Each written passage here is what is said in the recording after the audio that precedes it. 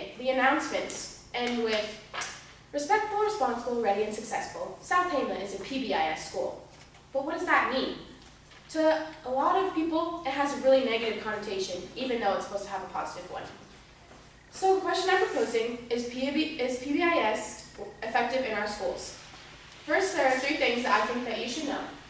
What is PBIS, errors in the system, and possible improvements? After reading a book on PBIS, looking at both of their websites, and interviewing many peers, I think that I have enough information to help you decide on this issue. Okay, first, what is PBIS? What do the letters stand for? The letters stand for Positive Behavior Intervention and Support. Their goal is to remove barriers in the classroom, therefore increasing academic achievement. There was a study conducted by Hawkins, Catalano, Kosterman, Abbott, and Hill in 1995 when the school raised academic achievement level, behavior problems decreased, and vice versa. The types of intervention are primary, which is basically a school-wide approach, such as what we do here at South Tama, where they include everyone in the approach. And then there's secondary, which is just for a specific group of students that teachers feel need the support of PBIS more than other people. And third, there is tertiary, which is singling out just one student, so more a 1-to-1 ratio when they think that a specific student needs more help with PBIS. So there's just a picture of the pyramid. And they also have support and rewards to get people to follow PBIS. And here at our school, we use orange slips. And when you get an orange slip, you can turn it into the office and get a miniature piece of candy. And I think our school kind of missed the point with the rewards, because when I looked on the PBIS website, they have a really more complex kind of way in rewarding their students. So each student has a badge type thing, and then the teacher can scan their badge when they want to give them points for something, and then they can turn those points in for rewards, and the rewards are right on the website, and then they can pick their own. And there's so many rewards. It ranges from getting a free pencil or to being first in line at lunch. There's so many, or free admission to a game or something. So there's a lot of different prizes. And also they had where they had a teacher could click on multiple students, say if they had a class, and they could choose what students they wanted to give rewards to, and then they could select how many points instead of doing each one individually. Second, there's many errors, in my opinion, in the system, and according to a lot of the peers that I've interviewed, they also thought there was a lot of errors in the system.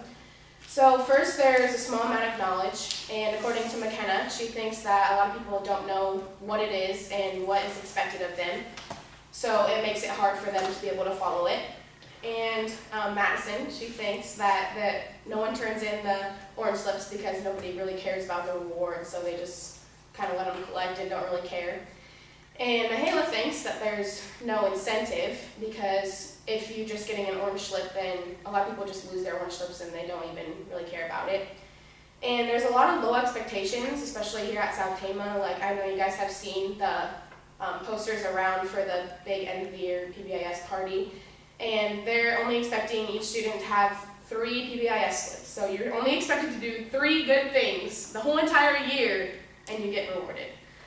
And also there's a lot of no follow through. There's only a small number of students or teachers that give out orange slips.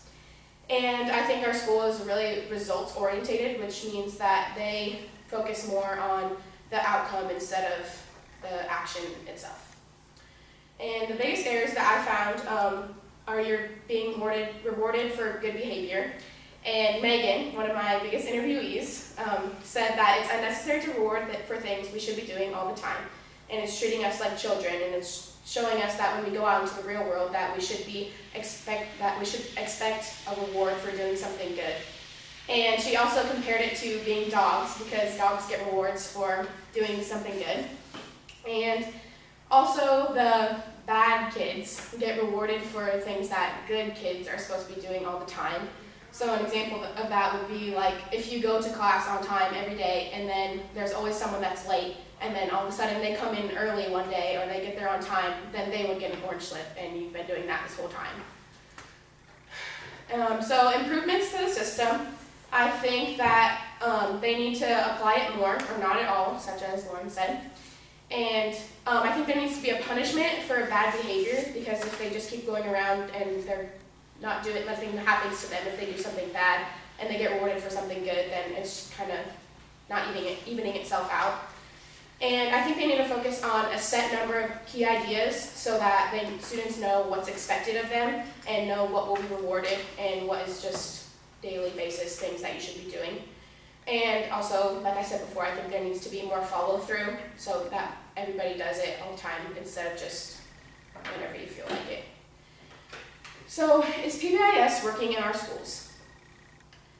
So I talked about what PBIS is, errors in the system, and the possible improvements that could be made to get their desired results. And I want you to think about how you can improve the system, because you're the only one who can change it. We're the only ones that can report it to the school and tell them what we think about PBIS and how it needs to be changed so that it works well, instead of just letting it happen and not caring about anything. Because to achieve the desired results and actually make people realize that behavior is expected, good behavior is expected, then it begins with you. Thank you.